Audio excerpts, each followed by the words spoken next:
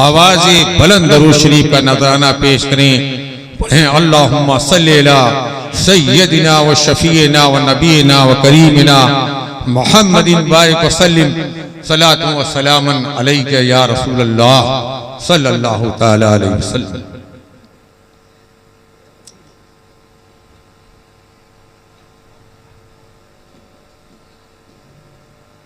मौजूद हाज़रीन, स्टेज पे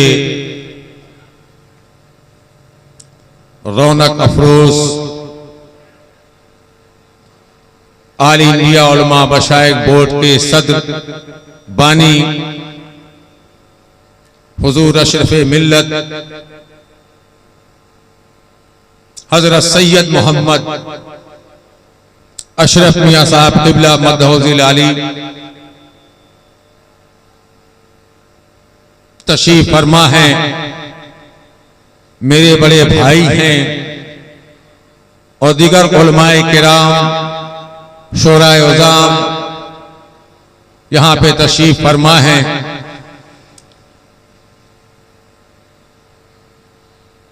मैं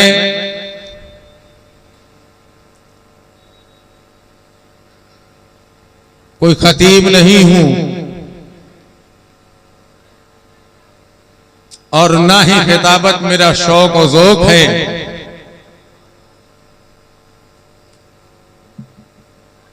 ये जनाब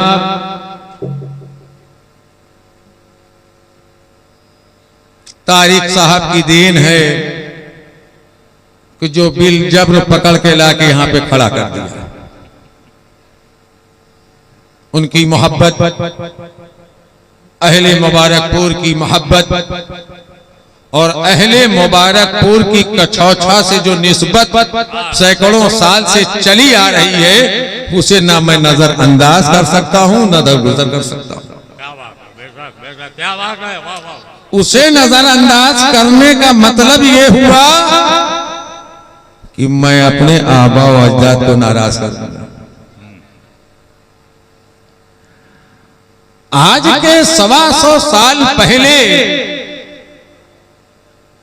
हुजूर सरकारी कला के मुर्शिदे कामिल सैयद शाह अली हुसैन अशरफी आला हजरत यहां तशरीफ ला चुके हैं और उनकी खिदमात रही है और हमेशा उस सिलसिले को अहले मुबारकपुर ने जारी और सारी रखते हुए अपनी निस्बत को मजबूत गिरह लगा रखी है, जिसकी मजबूरी और जरूरी समझते हुए मैं हाजिर आया।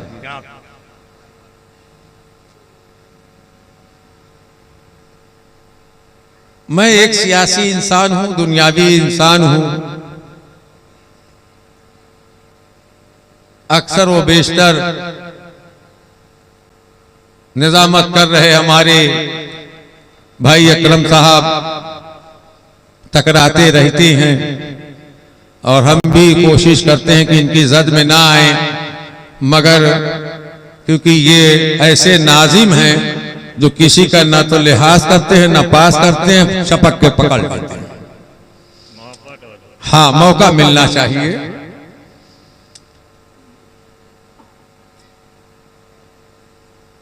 देखिए,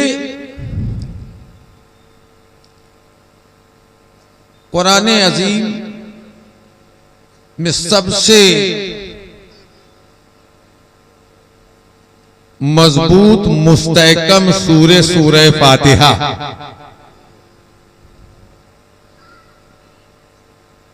और उस सूरे का एक टुकड़ा इहदिनस सिरातल मुस्तकीम।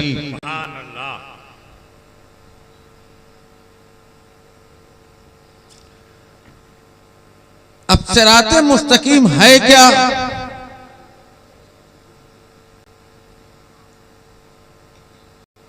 अब उसके माने में जाएंगे तो बड़ा इख्तिलाफ। मैं किसी इख्तिलाफ में भी नहीं जाना चाहता। मेरी फिक्र यह है कि इस रुए जमीन पर कोई बंदा ऐसा है ही नहीं, न था, न है, न होगा, जो अल्लाह के कलाम को समझ सके। जिसने कलामे इलाही समझ लिया गोया उसने अल्लाह को समझ लिया। हम अल्लाह को जानते नहीं, अल्लाह को हम मानते हैं। जानते तो रसूल अल्लाह, और रसूल अल्लाह को हम जानते भी हैं, मानते भी, और अल्लाह को सिर्फ मानते हैं।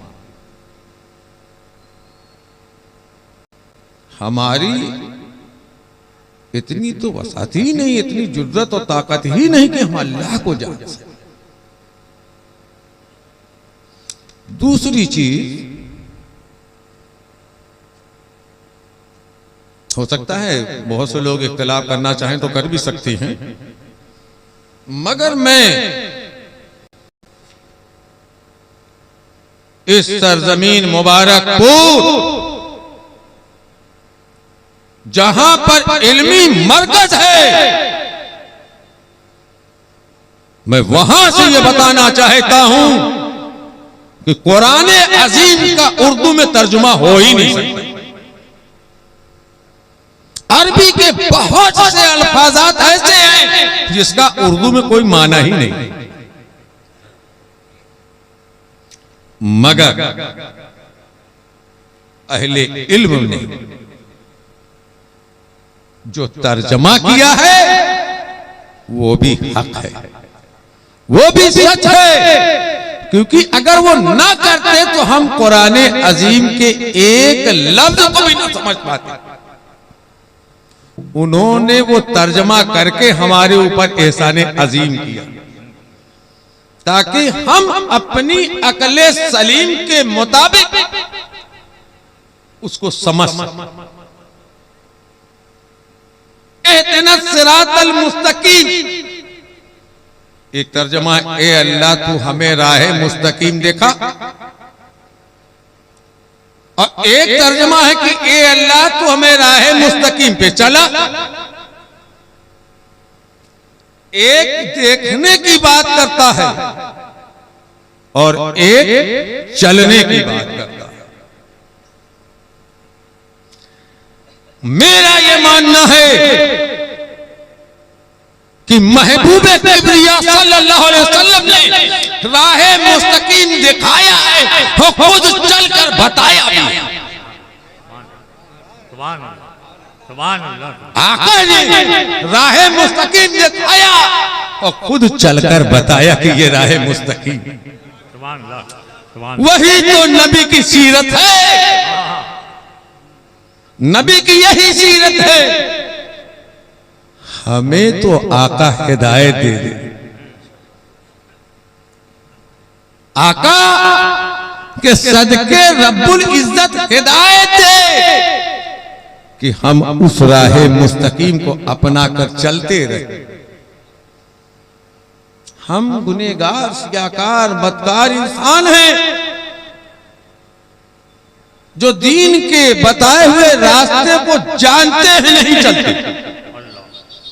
एक मिसाल देके यहीं से रुखसत हो जाऊंगा, शायद मेरी बात समझ में आ जाए। इस रूए जमीन पर मौजूद सबसे जाहिल इंसान को पकड़ के लेके आओ। जो मुसलमान है, अल्लाह की वहदानियत और नबी की नबूवत को तस्लीम करता है, उस जाहिल इंसान को लेकर आओ, उससे पूछो शराब हराम है कि नहीं, तो वो जाहिल से भी जाहिल इंसान कहेगा शराब हराम। शराब हराम, और नौज बिल्लाह कहते शराब हराम नहीं है तो मुर्तद। उस जाहिल इंसान का ये भी यकीन है कि मैं कितना भी छुप के पी लूं, कोई इंसान देखे न देखे मगर रब देख रहा। बेशक बेशक बेशक बेशक। कोई देखे न देखे, रब देख रहा है। अब अगर देखने से इनकार कर दे कि अल्लाह रब्बुल इज्जत उसे देख नहीं रहा है या रब को देखने की ताकत और कुव्वत नहीं है, तो काफिर और मुर्तद। अब तीसरी बात, उस जाहिल से जाहिल इंसान को यह भी यकीन कामिल है कि कोई सजा दे या ना दे, इस गुनाह की सजा अल्लाह देगा। और नौज बिल्ला अगर वो कह दे कि अल्लाह सजा नहीं दे सकता या अल्लाह को सजा देने की ताकत और कुव्वत है, तब भी काफिर और मुर्तद। इन तीनों बातों पे यकीन रखते हुए भी ईमान को बचा के शराब पी रहा, ईमान भी बचा रहा है तो शराब भी पी रहा, गुनाह कर रहा है ईमान को बचा कर। हम ऐसे मुसलमान हैं, गुनाह करबे मगर तनी भी ईमान बचाए। तो ऐसे में हमें जरूरत क्या है? हिदायत। जरूरत क्या है? हिदायत की। अब बहुत से लोग कहते शराबी है, तो लोग कहते अल्लाह हिदायत दे, अल्लाह हिदायत दे। तो भैया हिदायत कोनो शॉपिंग मॉल में मिली है या कोनो दुकान पे मिली है? तो लोग कहेंगे नहीं भैया दुकान पे नहीं मिली है, शॉपिंग मॉल पे नहीं मिली है। अरे मिलेगी। आपको वो दुकान, वो शॉपिंग मॉल मिलेगा जहां जाओ तो हिदायत भी मिलेगी। वो शॉपिंग मॉल अल्लाह का घर है, अल्लाह का मुकद्दस घर है। अरे जाओ तो सजदे तो करो, रब से मांगो। जब हिदायत ना मिले तो रब से शिकायत करो। मिलता क्या नहीं है, तलाश करने की जरूरत है। बैठे यहां पे हो, फिक्र रख रहे हो गाजा की, हाजा बुरा है, गाजा देख रहे हो क्या कहते हैं? हाँ? तो असल जरूरत जो है वो यही है कि हम को कहां से क्या मिलना है और कहां से क्या लेना चाहिए, ये तलाश हम खुद करेंगे। न कोई मुल्ला साहब का तलाश करेंगे, न कोई मौलवी साहब तलाश करेंगे, और ना ही हमारे जैसा गुनहगार को पीर साहब बताइए।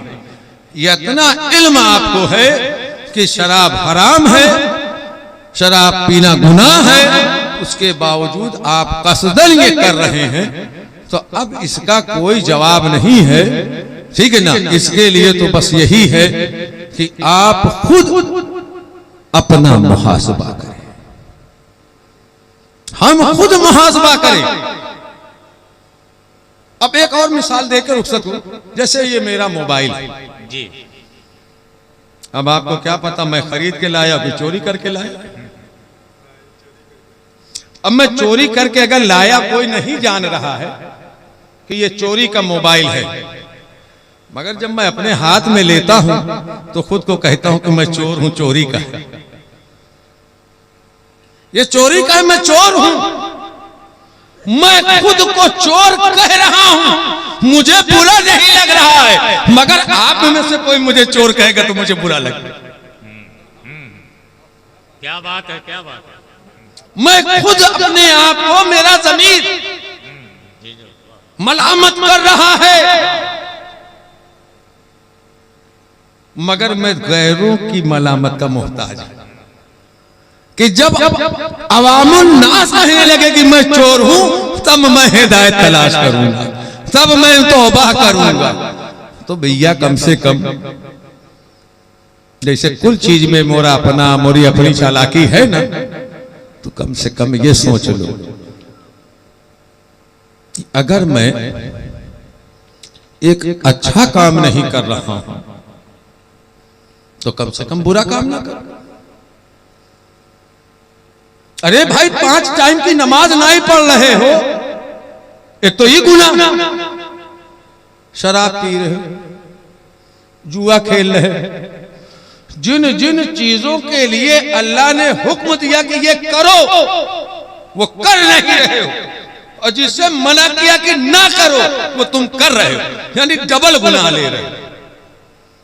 एक नमाज तर्क किया वो गुनाह, दूसरी चीज जिसके लिए रब ने मना किया वो कर रहे तो और बड़ा गुनाह।